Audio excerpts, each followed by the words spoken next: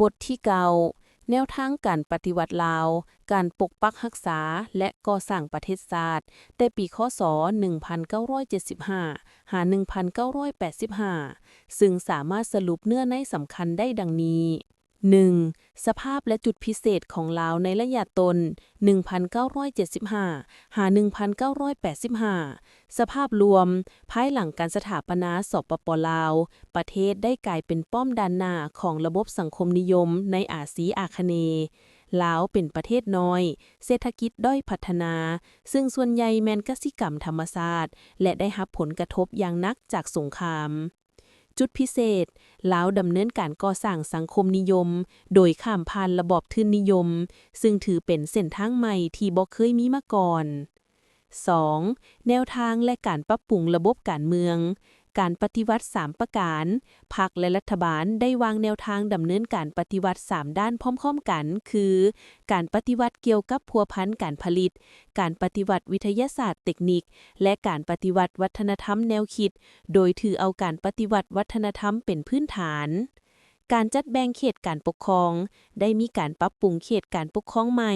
จากเดิมที่มี 16 แขวง มาเป็น 13 แขวง และ 1 กำแพงนคร ในปี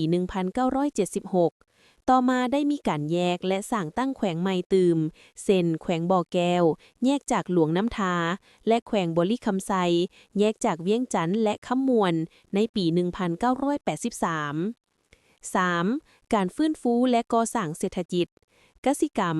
รัฐบาลได้ส่งเสริมการผลิตกสิกรรมและป่าไม้เป็นต้นตอ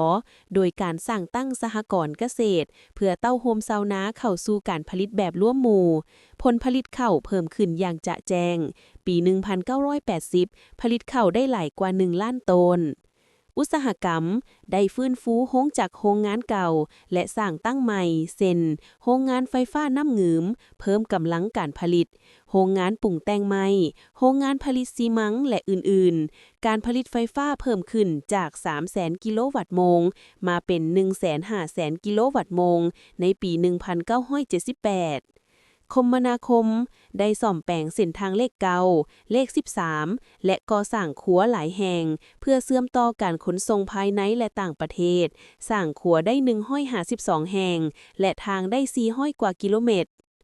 เวียกงานป้องกันชาติป้องกันความสงบการป้องกันประเทศลาวต้องเผชิญกับการก่อกวนจากกลุ่มปฏิการและผู้บ่หวังดีรัฐบาลได้นำใช้แนวทางป้องกันชาติป้องกันความสงบทั่วปวงชนเฮ็ดให้สามารถรักษาความสงบได้เหตุการณ์สำคัญในปี